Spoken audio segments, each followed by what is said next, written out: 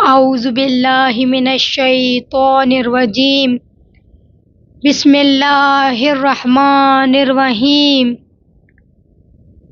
الحمد للہ رب العالمین الصلاۃ والسلام علی اشرف الانبیاء والمرسلین سیدنا والنبینا والطبیب نفوسنا وحبیب قلوبنا والشفیع ذنوبنا ومقتدانا ومولانا ابی القاسم محمد صلوات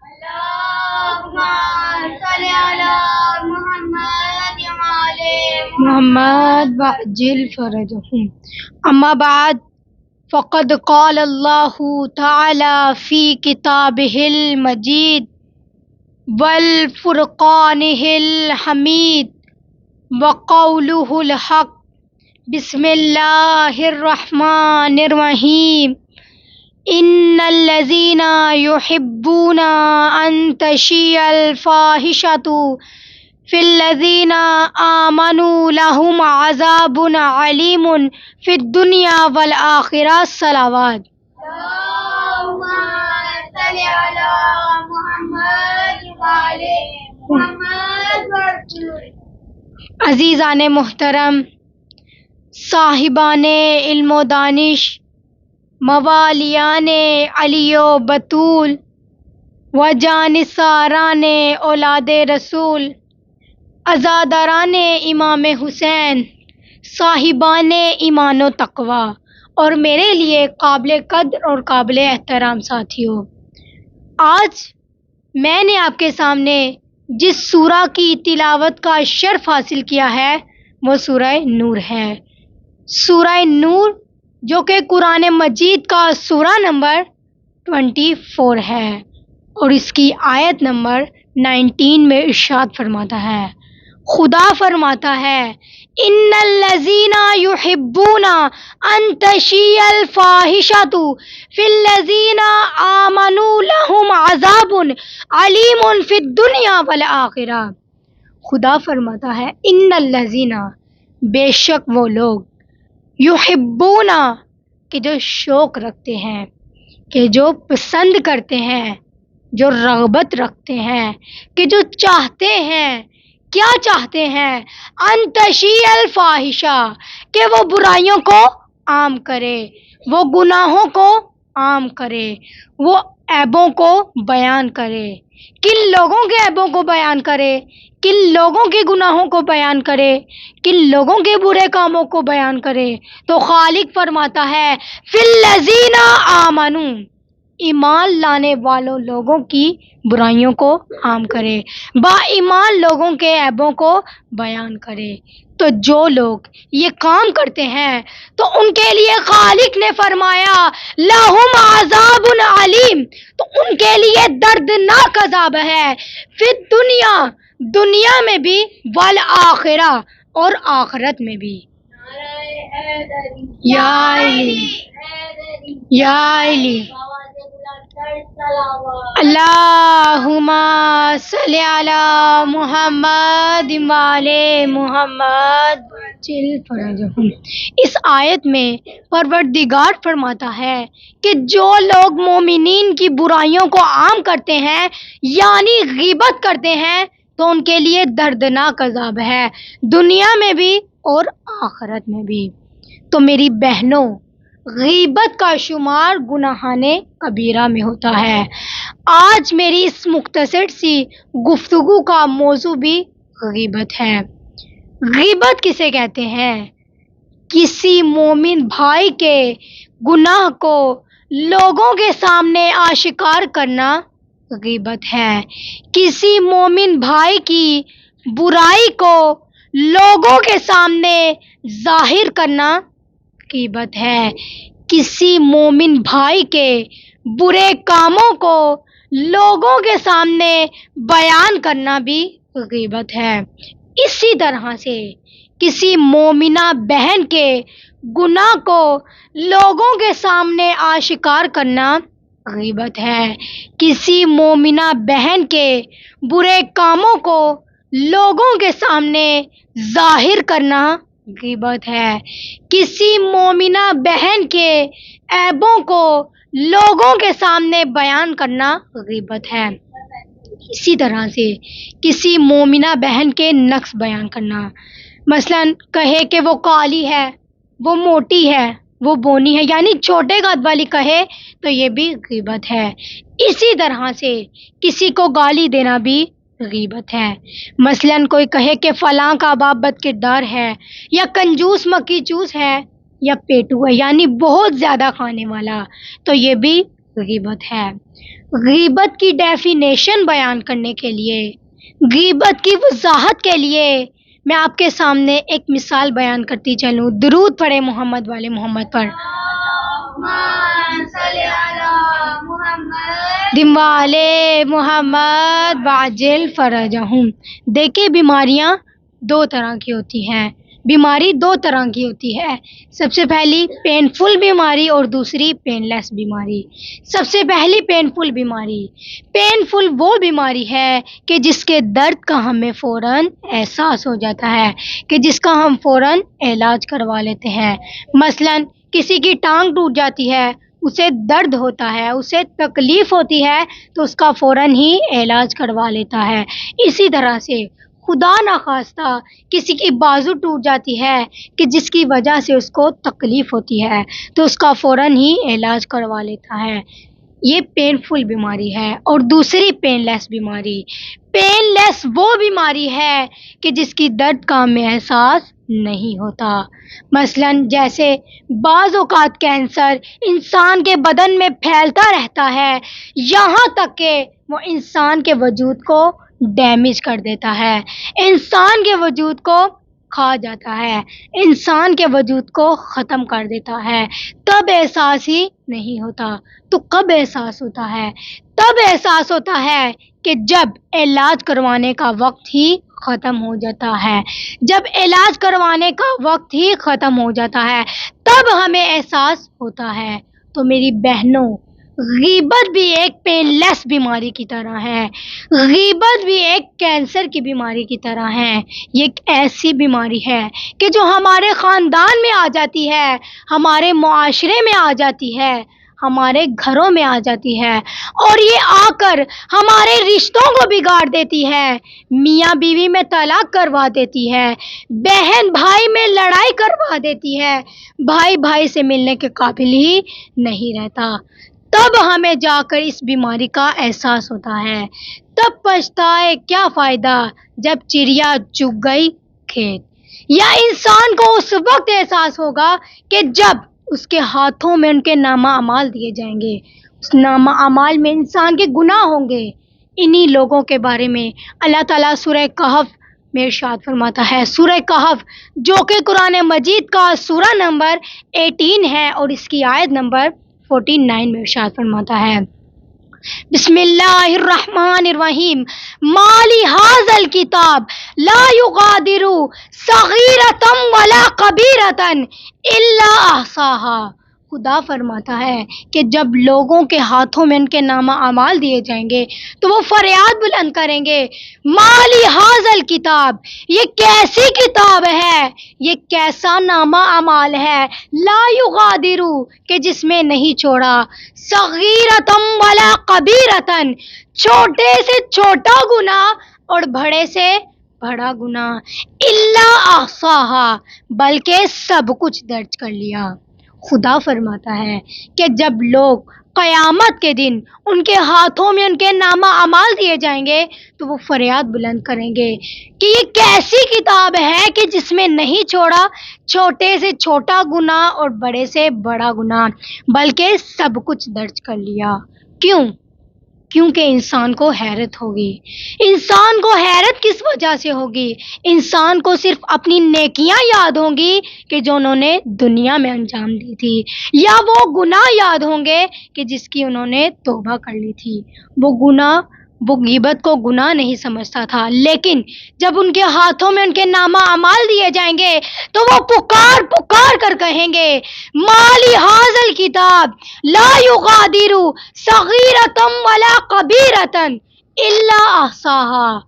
خدا فرماتا ہے کہ لوگ اس دن پکار پکار کر کہیں گے کہ جس دن ان کے ہاتھوں میں ان کے نامہ اعمال دیے جائیں گے تو وہ کہیں گے مالی حاضل کتاب، یہ کیسی کتاب ہے، یہ کیسا نامہ اعمال ہے، لا یغادر، کہ جس میں نہیں چھوڑا صغیرۃ ولا کبیرۃ، چھوٹے سے چھوٹا گناہ اور بڑے سے بڑا گناہ، الا احصاها، بلکہ سب کچھ درج کر لیا۔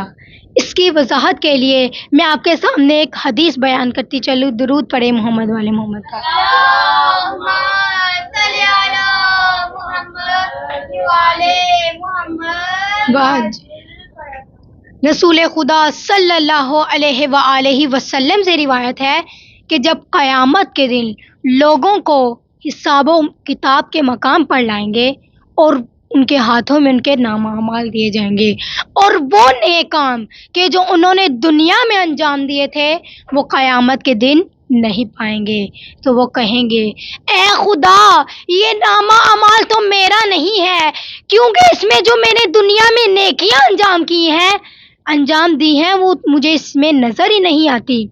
تو اس سے کہا جائے گا کہ تیرا خدا نہ غلطی کرتا ہے اور نہ ہی بھولتا ہے، تیری نیکیاں لوگوں کی غیبت کرنے کی وجہ سے مٹ چکی ہیں۔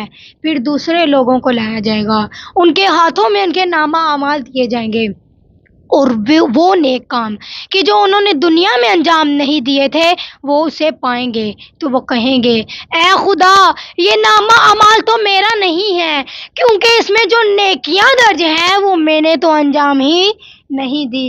تو اس سے کہا جائے گا کہ یہ فلاں شخص کی نیکیاں ہیں کہ جس نے تیری غیبت کی تھی، اس کے بدلے میں کی ہوئی نیکیاں تجھے بخش دی گئی۔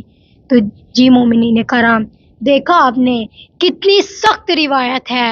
توبہ توبہ توبہ، خدا ہمیں غیبت کرنے سے بچائے۔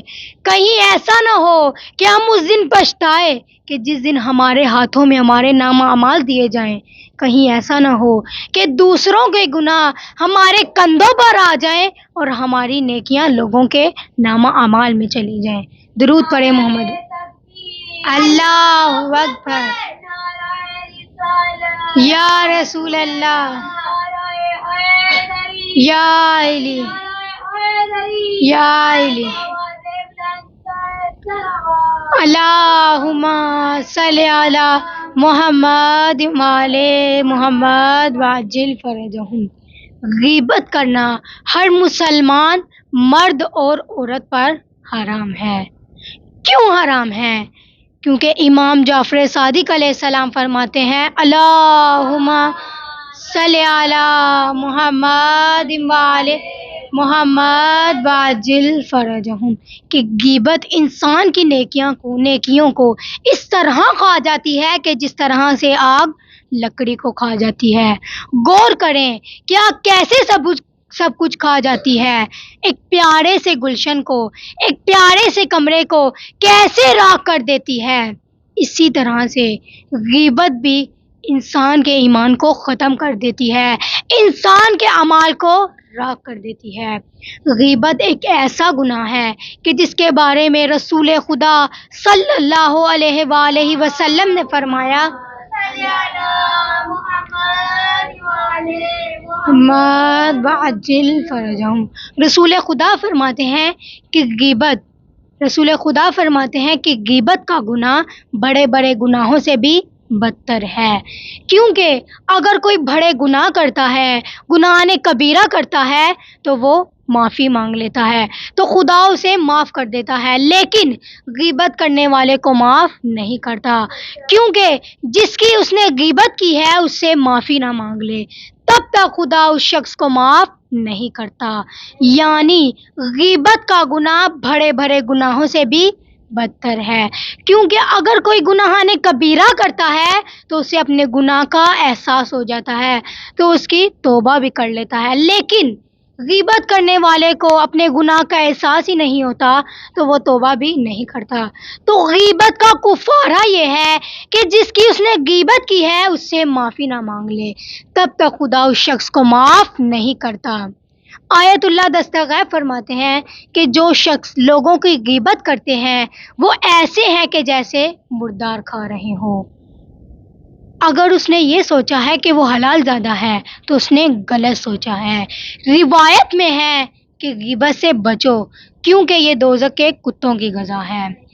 اسی طرح سے روایت میں ہے کہ اگر غیبت کرنے والا توبہ بھی کر لے گا تو وہ آخری شخص ہوگا کہ جو جنت میں جائے گا، اور اگر کوئی توبہ کیے بغیر ہی مر جائے گا تو وہ پہلا شخص ہوگا کہ جو دوزخ میں جائے گا. اب قرآن یہ کہتا ہے یا ایھا الذین آمنوا اجتنبوا کثیرا من الظن ان بعض الظن اثم ولا تجسسوا ولا یغتب بعضکم بعضا ایحب احدکم ان یاکل لحم اخیہ میتا فکرہتموہ واتقوا اللہ ان اللہ تواب الرحیم.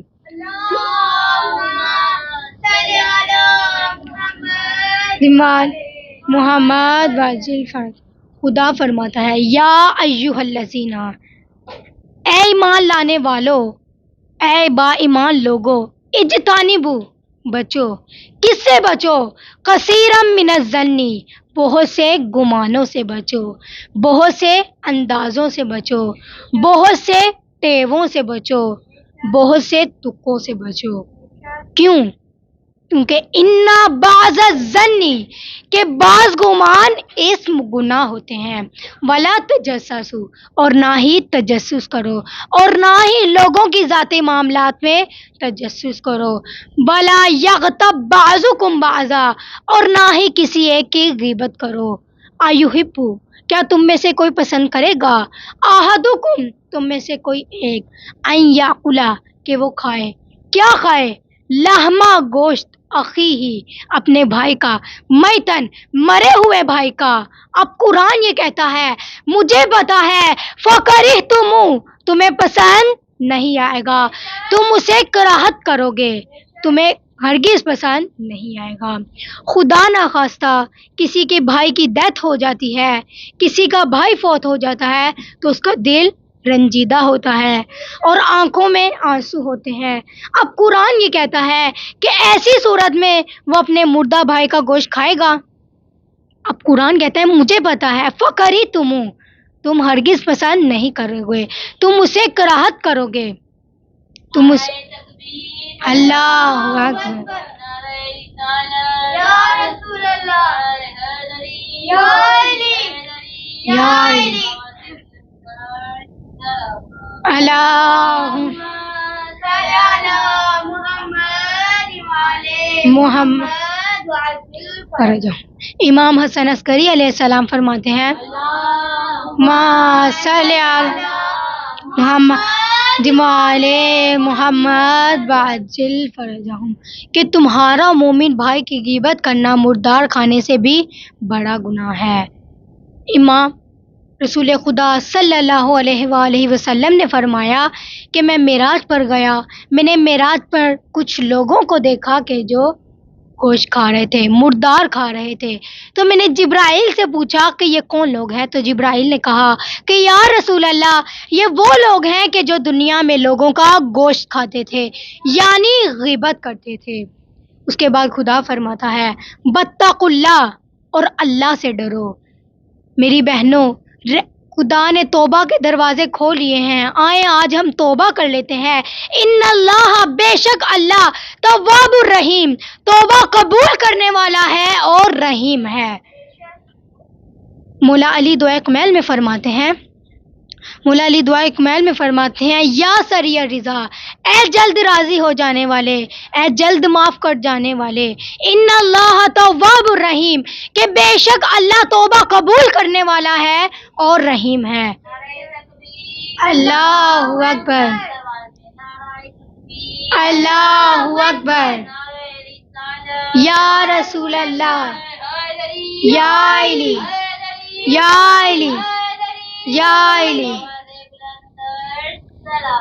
اللہم صلی علی محمد وعلی محمد وعجل فرجہم.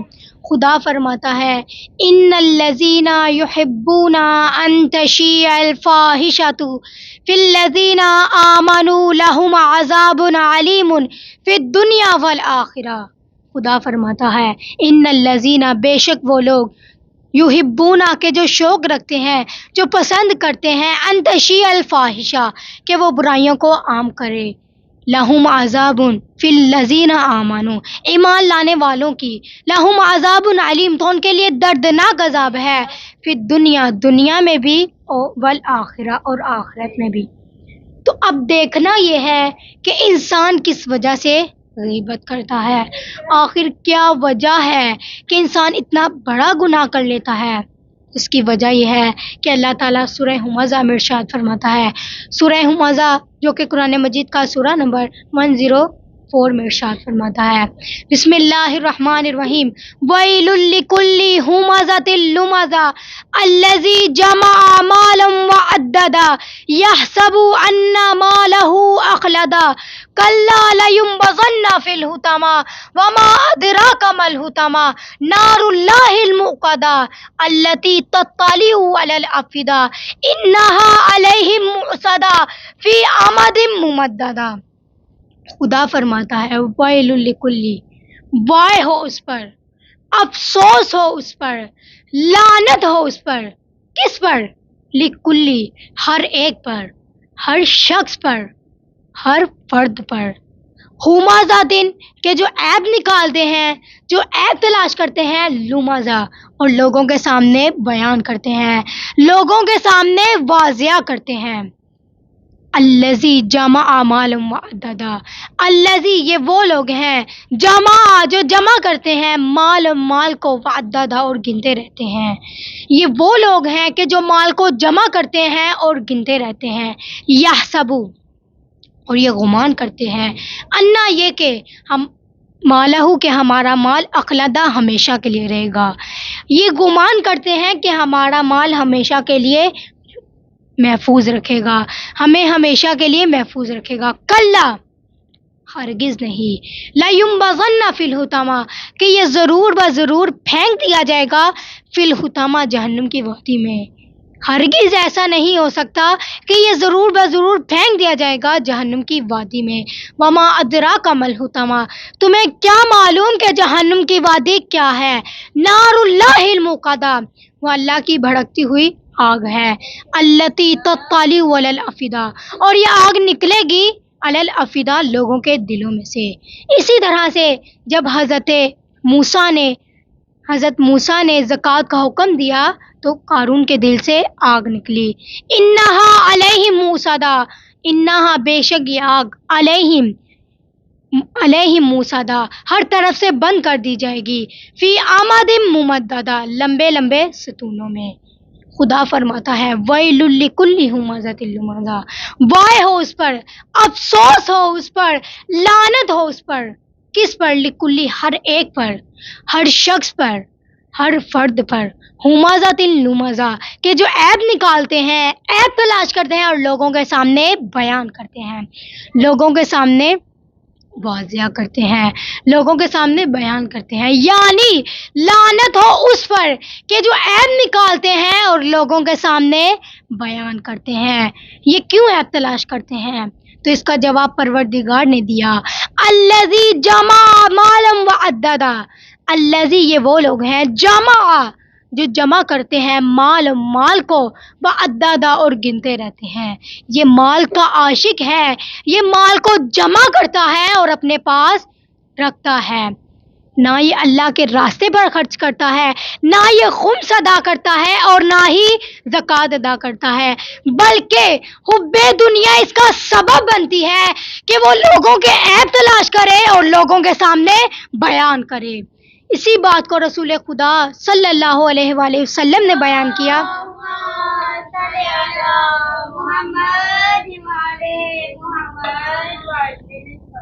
رسول خدا نے فرمایا حب الدنیا رأس کل خطیہ، کہ حب دنیا تمام برائیوں کی جڑ ہے۔ اس کے بعد خدا فرماتا ہے یحسب ان مالہ اخلدا، یحسب یہ گمان کرتا ہے، انا یہ کہ مالہ کہ اس کا مال اخلدا ہمیشہ کے لیے محفوظ رکھے گا، ہمیشہ کے لیے ہم رہے گا۔ حب دنیا نے اسے اتنا اندھا کر دیا ہے کہ یہ سمجھتا ہے کہ اس کا مال اس کو ہمیشہ کے لیے محفوظ رکھے گا۔ کلا، ہرگز نہیں، لا یمضن فی الحطامہ، کہ یہ ضرور پھینک دیا جائے گا فی الحطامہ، جہنم کی وادی میں۔ ایسا کبھی نہیں ہو سکتا کہ اس کا مال اسے محفوظ رکھ سکے۔ اس کی وضاحت کے لیے میں آپ کے سامنے ایک واقعہ بیان کرتی چلوں۔ درود پڑھے محمد والی محمد اللہم صلی علی محمد وعلی محمد وعجل فرج۔ اسکندر اعظم کے متعلق ایک بات کہی جاتی ہے کہ اسکندر اعظم اپنی دنیا کا امیر ترین بادشاہ تھا۔ اس نے آدھی دنیا کو فتح کیا تھا، لیکن جب اس کی موت کا وقت قریب آیا، جب وہ مرنے لگا، تو اس نے حسرت سے وصیت کی کہ میرے دونوں ہاتھوں کو کفن سے باہر رکھنا، باہر نکال دینا۔ لوگوں نے پوچھا کیا وجہ ہے، تو اسکندر اعظم نے کہا کہ لوگوں کو یقین آ جائے کہ آدھی دنیا کو فتح کرنے والا اسکندر اعظم اس دنیا میں خالی ہاتھ آیا تھا اور اس دنیا میں سے خالی ہاتھی جا رہا ہے، اس دنیا میں سے خالی ہاتھی واپس جا رہا ہے۔ لوگ مجھے دیکھ کر عبرت حاصل کریں کہ بے شک انسان اس دنیا میں خالی ہاتھ آیا ہے اور اس دنیا میں سے خالی ہاتھی واپس جانا ہے۔ دنیا کے اے مسافر، منزل تیری قبر ہے، دنیا کے اے مسافر، منزل تیری قبر ہے، طے کر رہا ہے جو تو 2 دن کا یہ سفر ہے۔ دنیا کے اے مسافر، منزل تیری قبر ہے، طے کر رہا ہے جو تو 2 دن کا یہ سفر ہے۔ آنکھوں سے تو نے اپنے کتنے جنازے دیکھے، آنکھوں سے تو نے اپنے کتنے جنازے دیکھے، ہاتھوں سے تو نے اپنے دفنائے کتنے مردے، ہاتھوں سے تو نے اپنے دفنائے کتنے مردے، انجام سے تو اپنے کیوں اتنا بے خبر ہے، دنیا کے اے مسافر منزل تیری قبر ہے۔ اللہ اکبر، یا رسول اللہ، یا علی، یا علی، اللہم صلی علی محمد وعلی محمد۔ دنیا کے اے مسافر منزل تیری قبر ہے، طے کر رہا ہے جو تو 2 دن کا یہ سفر ہے۔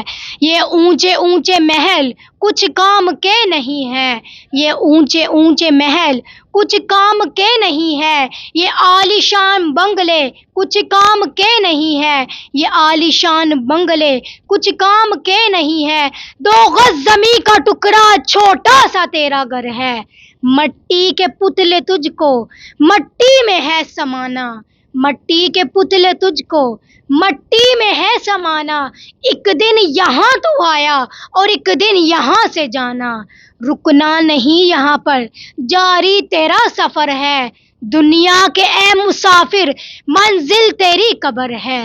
محمل پہ سونے والے مٹی پہ سو رہے ہیں، محمل پہ سونے والے مٹی پہ سو رہے ہیں، شاہ و غدا یہاں پر سب ایک ہو رہے ہیں، دونوں ہوئے برابر، یہ موت کا اثر ہے، دونوں ہوئے برابر، یہ موت کا اثر ہے، دنیا کے اے مسافر منزل تیری قبر ہے، طے کر رہا ہے جو تو 2 دن کا یہ سفر ہے۔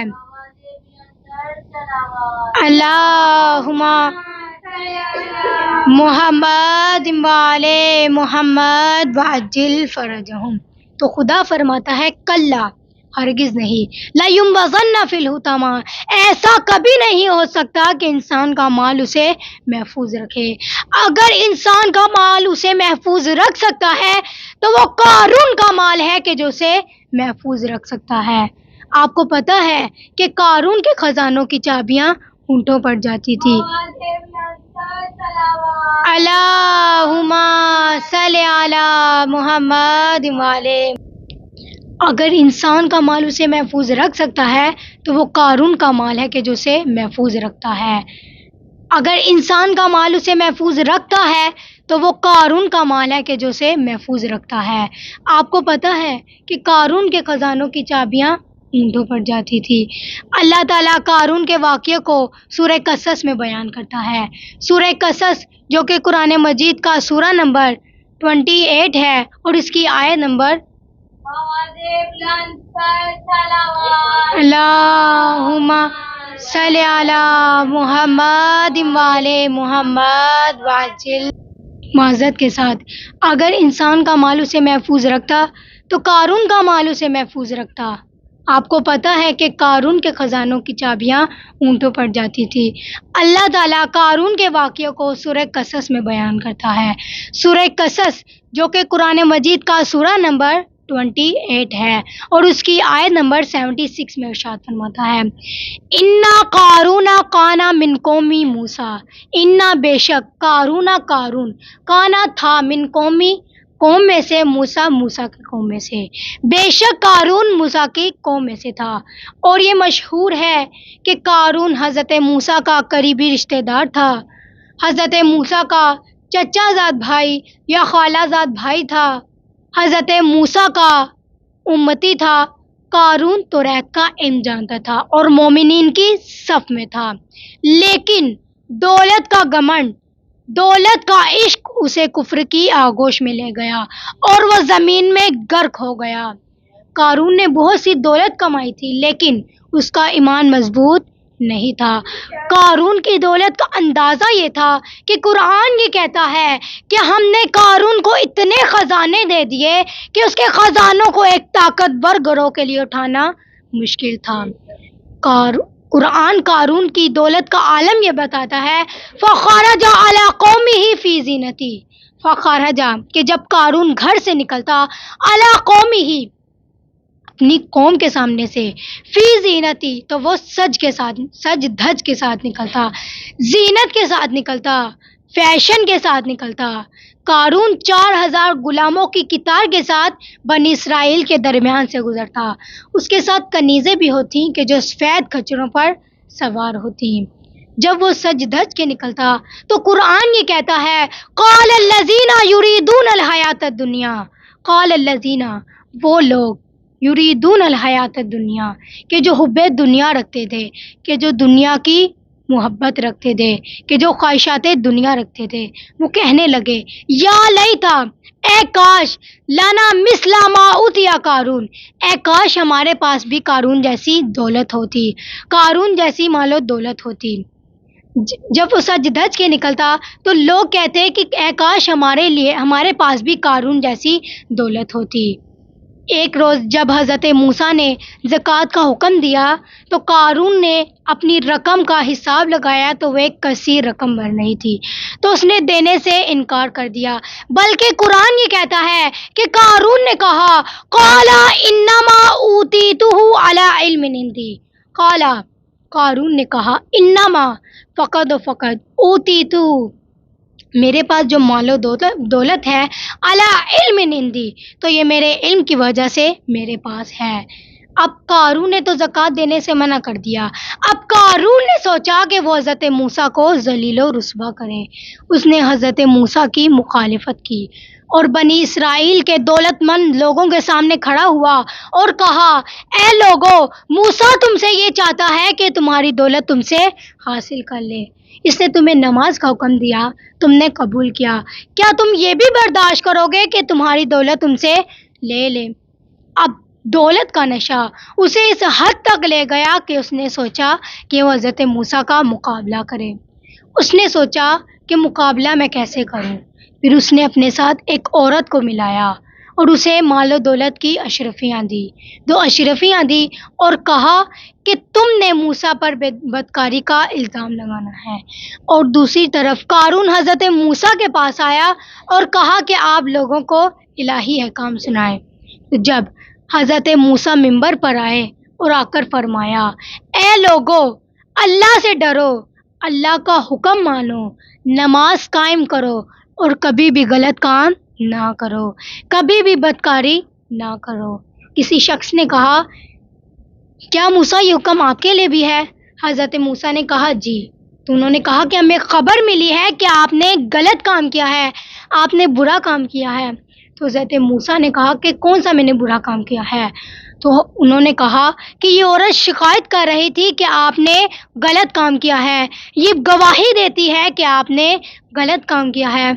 تو حضرت موسیٰ نے کہا کہ یہ عورت خود بولے، وہ عورت کہ جو اس بات پر مجبور تھی، پیسے لے کر آئی تھی، اس لیے اسے مجبوری کے تحت اسے حضرت موسیٰ کے خلاف بولنا پڑا، حضرت موسیٰ کے خلاف بولنا پڑا۔ اس خاتون نے جب حضرت موسیٰ کو دیکھا، حضرت موسیٰ کی ہیبت کو دیکھا تو ایک مرتبہ کام گئی اور حضرت موسیٰ کو اشرفیاں دکھائیں اور کہا کہ میں بہت گناہ گار ہوں، میں خطا کار ہوں، میں بدکارہ ہوں، میں نیک خاتون نہیں ہوں، اب میں نیک خاتون نہیں ہوں، انہوں نے مجھے بدکارہ دیکھ کر یہ اشرفیاں دی کہ میں آپ کے خلاف بولوں۔ اس خاتون نے کہا کہ میں جتنی بھی گناہ گار ہوں، جتنی بھی خطا کار ہوں، لیکن میں آپ کے خلاف گواہی نہیں دے سکتی، میں آپ کے خلاف بول نہیں سکتی۔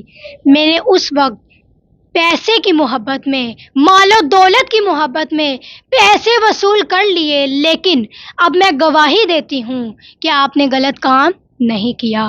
تو ایسے موقع پر وہ خاتون کہ جو بدکارہ تھی، خدا نے اس کے سارے گناہ معاف کر دیے، اور وہ قارون کہ جس کے پاس مال و دولت تھی، وہ قارون کہ جو حضرت موسیٰ کا قریبی رشتہ دار تھا، حضرت موسیٰ کا امتی تھا، اس پر عذاب پروردگار آ گیا۔ صلوات پڑھیں محمد والی۔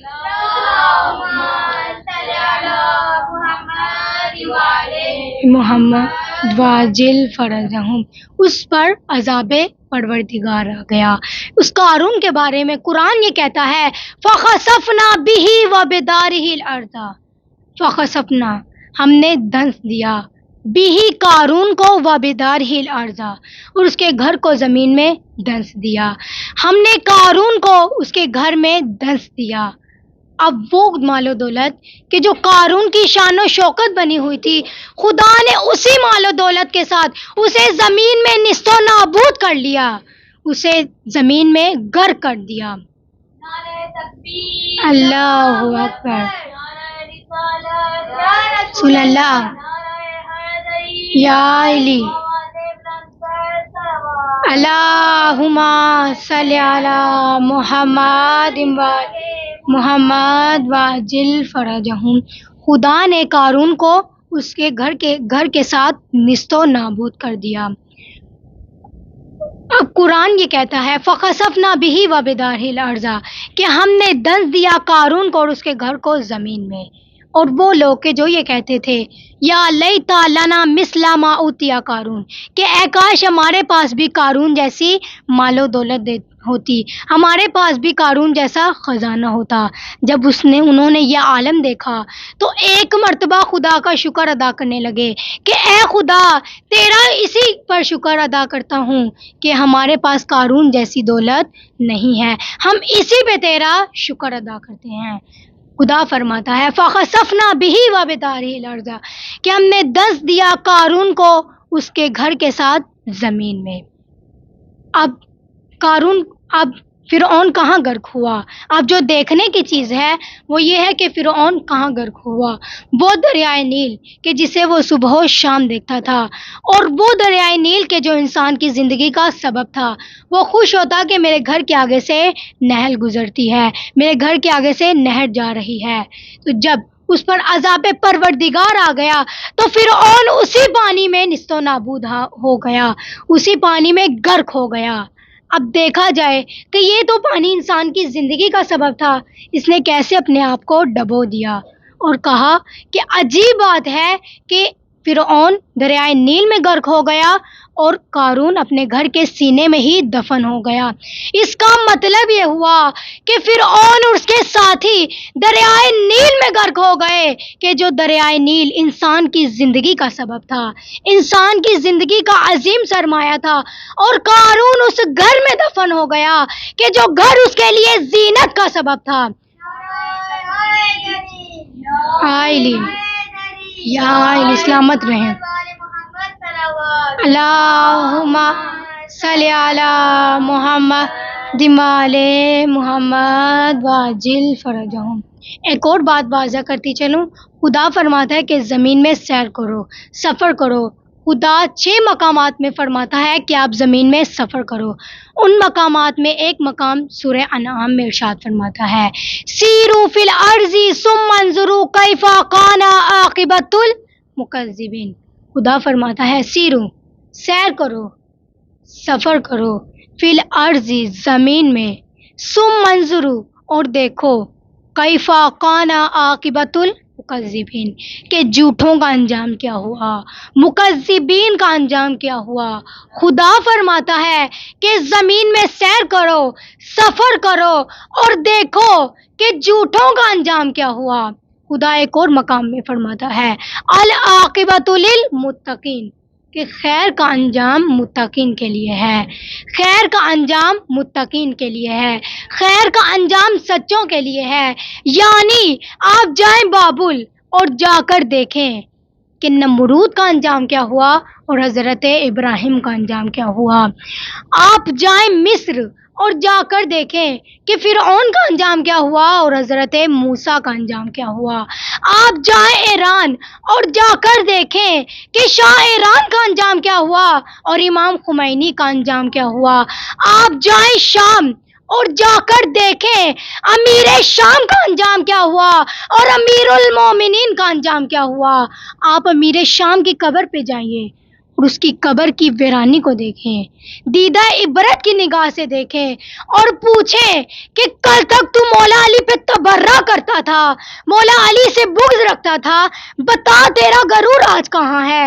کیونکہ مولا علی آج بھی مومنین کے دلوں کے امام ہے، مولا علی تو آج بھی مومنین کے دلوں پر حاکم ہیں، مولا علی تو آج بھی مومنین کے امام ہیں. یا علی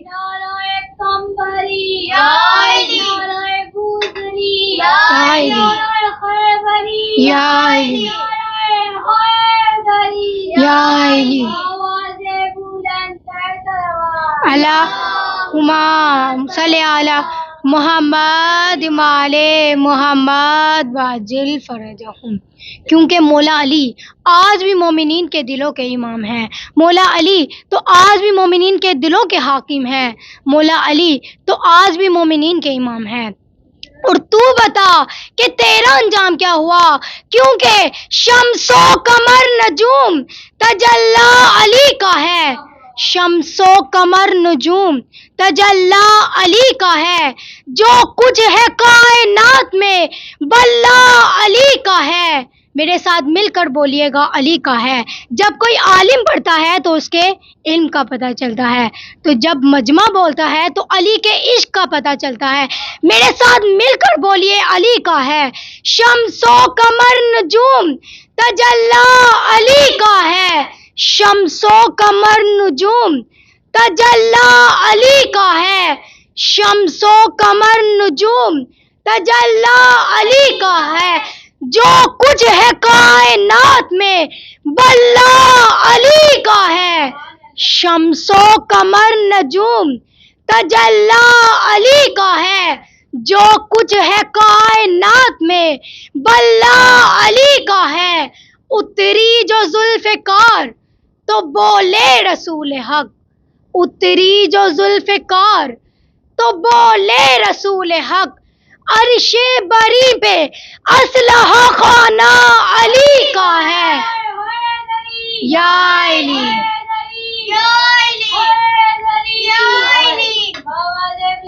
سلامت رہے. صلی علی محمد محمد وعجل فرجہم. شمس و قمر نجوم تجلی علی کا ہے. مل کر بولیے گا شمس و قمر نجوم تجلی علی کا ہے، جو کچھ ہے کائنات میں باللہ علی کا ہے.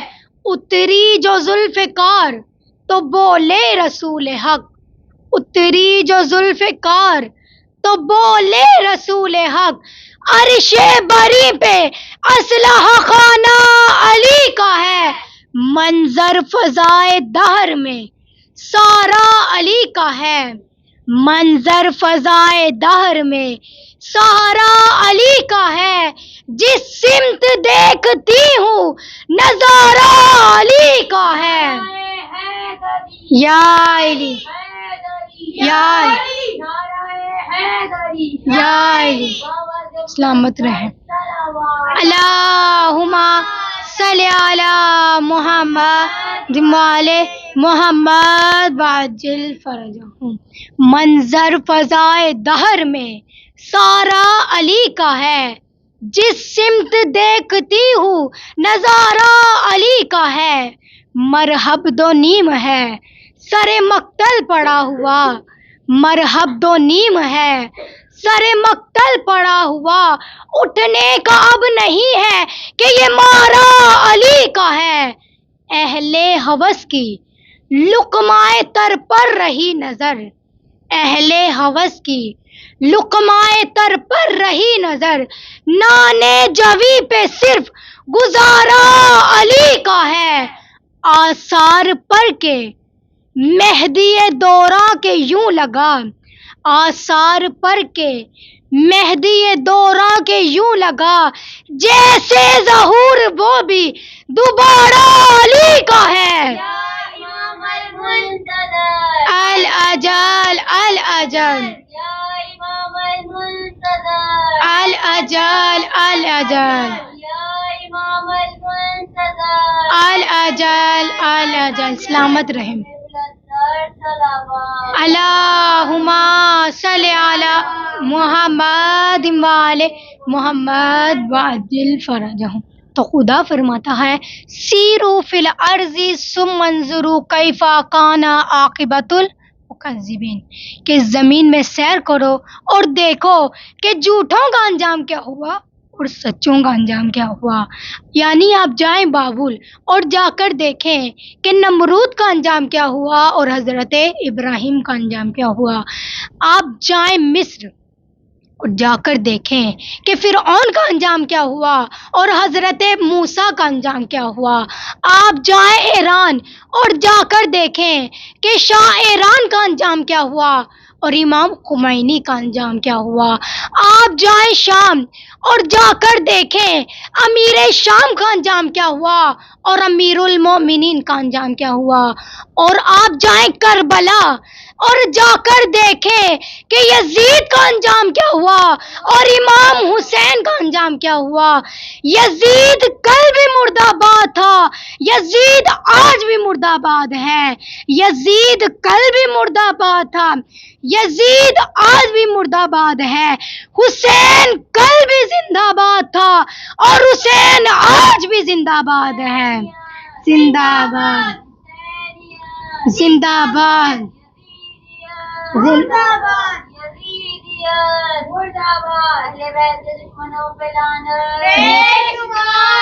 سلامت رہیں۔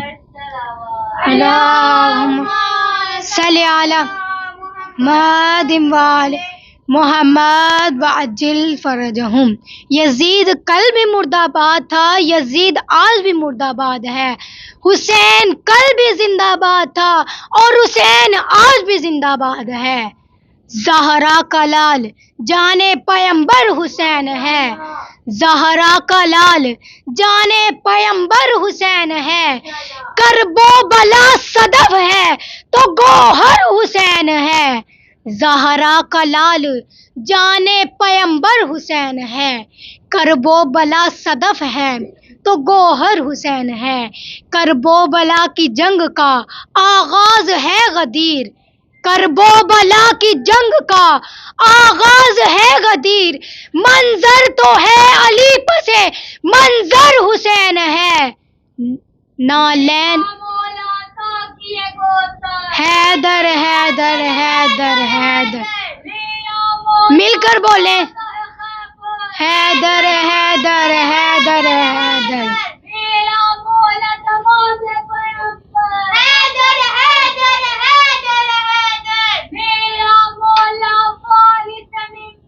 حیدر حیدر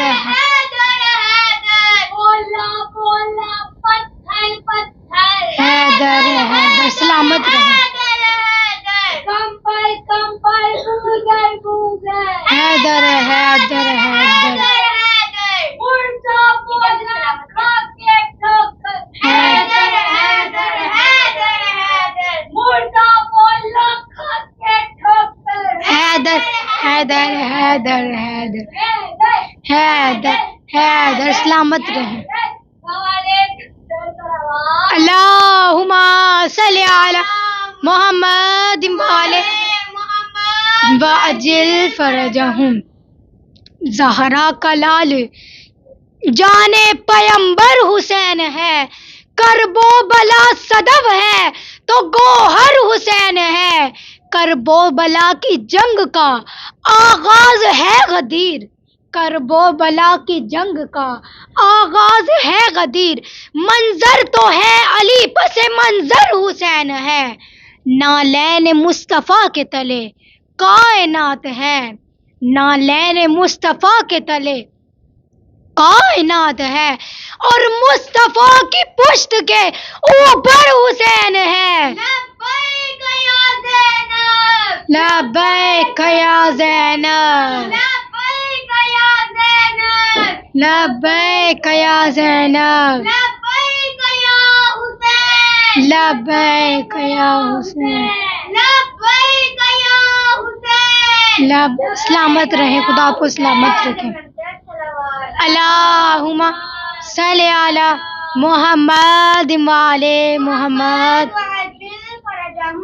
زہرا کا لال جان پیمبر حسین ہے، کرب و بلا صدف ہے تو گوہر حسین ہے.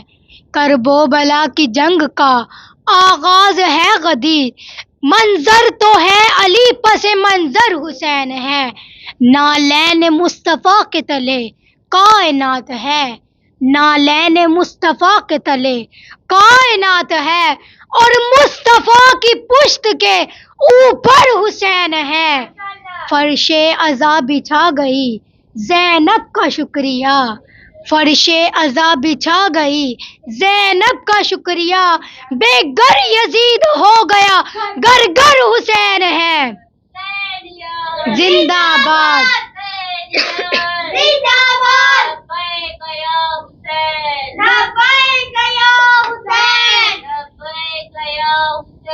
لبیک یا حسین،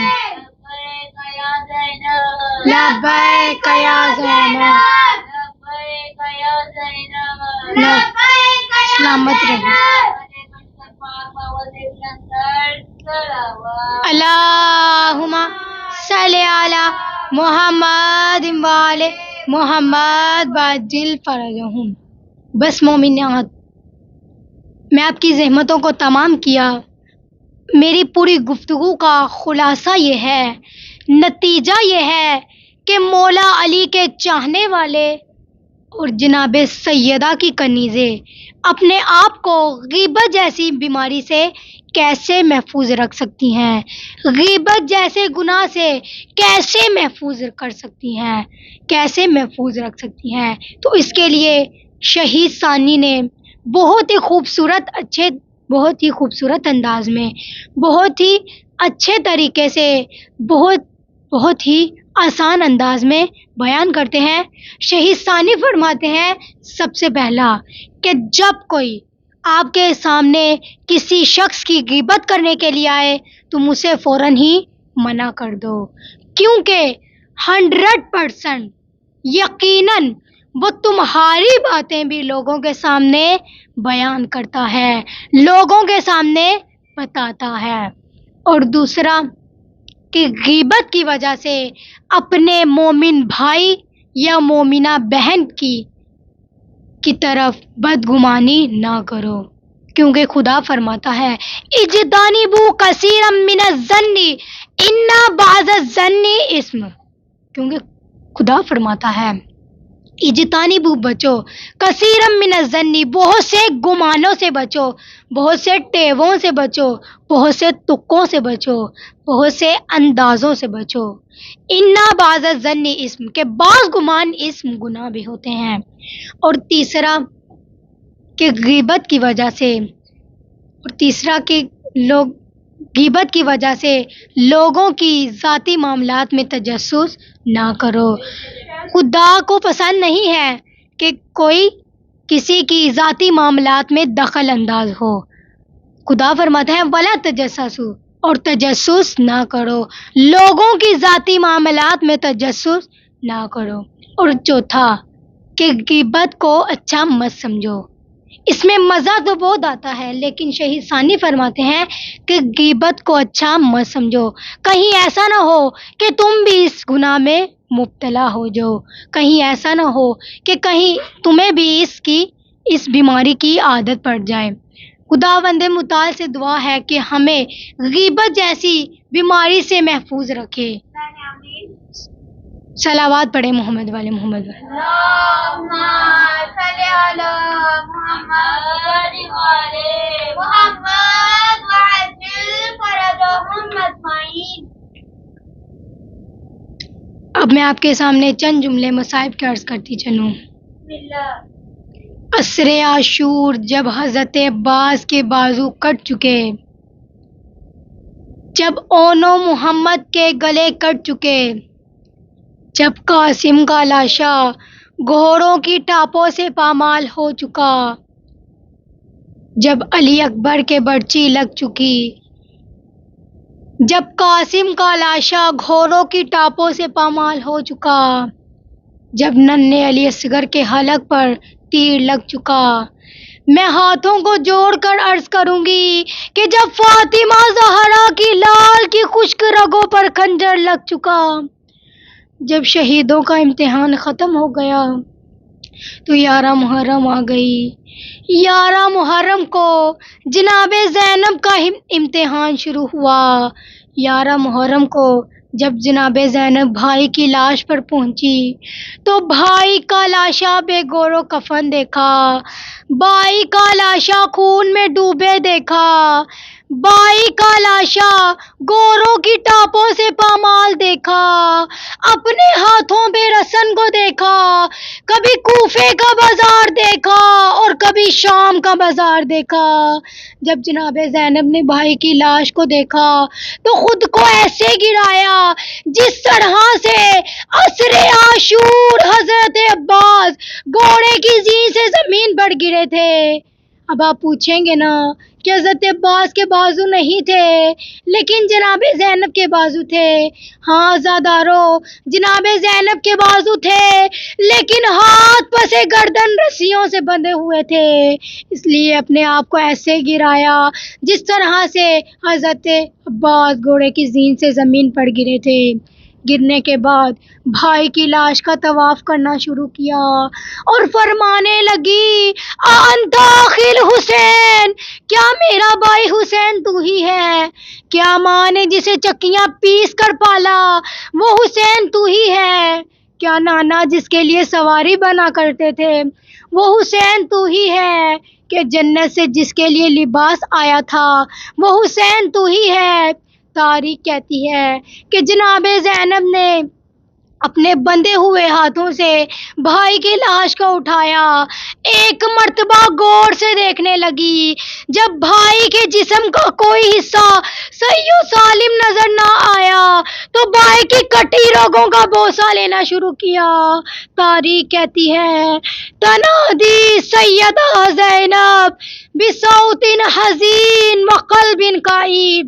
تاریخ کہتی ہے تنادی سیدہ زینب بصوت حزین وقلب کئیب. تاریخ کہتی ہے کہ جناب زینب نے بھائی کی لاش کو دیکھا اور ایک چیخ ماری، کپ کپاتی ہوئی آواز کے ساتھ اور ٹوٹے ہوئے دل کے ساتھ ایک نوحہ پڑھا. آپ نے شاعروں کی زبان سے نوحے تو سنے ہوں گے، آپ نے خطیبوں کی زبان سے نوحے تو سنے ہوں گے، لیکن آج اس دکھیا بہن کا نوحہ سنے. تنادی سیدہ زینب بصوت حزین وقلب کئیب وا محمدا صلی علیک ملائکۃ السماء ھذا حسین بالعریٰ مرمل بالدماء مقطع الاعضاء وبناتک الصبایا. تاریخ کہتی ہے کہ جناب زینب نے مدینے کی طرف رخ کیا، نانا کے روضے کی طرف رخ کر کے فرمایا وا محمدا صلی علیک ملائکۃ السماء، اے نانا آپ پر تو ملائکہ درود بھیجتے تھے. نانا آپ کے جانے کے بعد کیا مصیبت آئی آپ کے بیٹے پر، کیا مصیبتیں آئی آپ کی بیٹیوں پر، اور فرمایا ھذا حسین بالعرا، ھذا حسین بالعرا، کہ کربلا کی تپتی ہوئی دھوپ ہے، ننگے آسمان کے نیچے بے گور و کفن، گوروں کی ٹاپوں سے پامال، ایک کٹے ہوئے سر کے ساتھ آپ کے نواسے حسین کا لاشا پڑا ہوا ہے۔ اور نانا پوچھیں گے نا حسین کو غسل کیسے دیا گیا، مرمل بالدماء، حسین کا لاشا خون میں لپٹا ہوا تھا، حسین کو پانی سے نہیں بلکہ آپ کے نواسے حسین کو حسین ہی کے خون سے غسل دیا گیا۔ اور ایک آخری جملہ کہا، اور ایک جملہ کہا کہ جسے میں بھی بیان تو نہیں کر سکتی، لیکن اس خوف کے ساتھ کہ کہیں آل محمد کے مصائب کو چھپایا نہ جائے، بی بی نے فرمایا مقطع الاعضاء، مقطع الاعضاء اسے کہتے ہیں کہ جس کے جسم کے اعضاء جگہ جگہ سے کاٹ دیے جائیں۔ فرمانے لگی نانا اپنے نواسے کی حالت تو دیکھیے، بدن جسم سے جدا ہے، گردن جسم سے کاٹ دی گئی ہے، اور گوروں کی ٹاپوں سے بدن بھی جا بجا ہو چکا ہے، اور بدن بھی جا بجا ہو گیا ہے۔ نانا پوچھیں گے نا کہ حسین کے جسم کے اعضاء کیسے جا بجا ہو گئے، تو جب کربلا کے بن میں لائنوں نے حکم دیا کہ سب کی لاش پر گھوڑے دوڑائے جائیں، ہر کوئی آتا اپنے قبیلے والے اور اپنے عزیز کے لاشے کو اٹھا کر لے جاتے کہ ہم لاشوں پر گھوڑے نہیں دوڑانے دیں گے۔ حر کے قبیلے والے آئے، حر کے لاشے کو اٹھا کر لے گئے کہ ہم حر کے لاشے پر گھوڑے نہیں دوڑانے دیں گے۔ حبیب کے قبیلے والے آئے، حبیب کے لاشے کو اٹھا کر لے گئے کہ ہم حبیب کے لاشے پر گھوڑے نہیں دوڑانے دیں گے۔ ایک لاشا رہ گیا، وہ آپ کے حسین کا، کہ جس کی پامالی کے لیے 10 گھوڑے معین کیے گئے، 5 گھوڑے مشرق کی جانب کھڑے کیے گئے اور 5 گھوڑے مغرب کی جانب کھڑے کیے گئے۔ میں ہاتھوں کو جوڑ کر عرض کروں گی کہ مشرق کے گھوڑے مشرق کی طرف دوڑائے گئے اور مغرب کے گھوڑے مشرق کی طرف دوڑائے گئے، اور درمیان میں آپ کے نواسے حسین کا لاشا تھا، وہ لعین کہ جس نے حسین کی لاش پر گھوڑے دوڑائے تھے۔ آ کر عمر سعد سے کہنے لگا اے عمر سعد مجھے سب سے بڑا انعام دینا۔ عمر سعد نے کہا اے لعین تو نے کیا کام کیا؟ اس لعین نے کہا کہ میں نے حسین کی لاش پر اتنے گھوڑے دوڑائے کہ جس کے لیے سیدہ زینب کو کہنا پڑا کہ نانا آپ کے حسین کے جسم کے اعضاء جگہ جگہ سے کاٹ دیے گئے۔ اور ایک آخری جملہ کہا وَبَنَاتُكَ السَّبَايَا، اے نانا آپ کی بیٹیوں کو قیدی بنایا گیا، کبھی کوفے کے بازار میں لے جائی جاتی ہیں، کبھی شام کے بازار میں لے جائی جاتی ہیں، کبھی شرابیوں کے مجمع میں لے جائی جاتی ہیں، اور یہ وہی منظر ہے کہ جسے سید السجاد برداشت نہیں کر سکتے، اور فرمانے لگے اے کاش میری ماں مجھے جنم نہ دیتی کہ یہ منظر میں اپنی آنکھوں سے دیکھوں، کہ مجھے شام کے بازار میں اس طرح گھسیٹا جا رہا تھا کہ جس طرح سے حبشی غلام کو گھسیٹا جاتا ہے۔ اللہ لعنت اللہ علی القوم الظالمین۔ خدا بند متعال سے دعا ہے اے پروردگار تجھے تیری عزت و جلال کا واسطہ، تجھے تیری اولیاء قسمت کا واسطہ، اے پروردگار بنت پیمبر کا واسطہ، ام البنین زوجائے حیدر کا واسطہ، زہرا کی بیٹیوں کے کھلے سر کا واسطہ، اور جو کربلا میں لٹ گیا اس گھر کا واسطہ، اے پروردگار جو بیمار ہیں انہیں بیمار کربلا کے صدقے میں شفائے کاملہ عطا فرما، جن کے پاس اپنے گھر نہیں ہے انہیں جن کے پاس گھر نہیں ہے انہیں اپنے گھر عطا فرما، جن کے پاس اولاد نہیں ہے انہیں جناب علی اصغر کے صدقے میں نیک اور صالح اولاد عطا فرما، جو بے گھر ہیں انہیں اپنے گھر عطا فرما۔ یا اللہ ہمارے آغا سید شہباز حیدر نقوی کو طول عمر عطا فرما۔ اللہم صلی علی محمد و آل محمد۔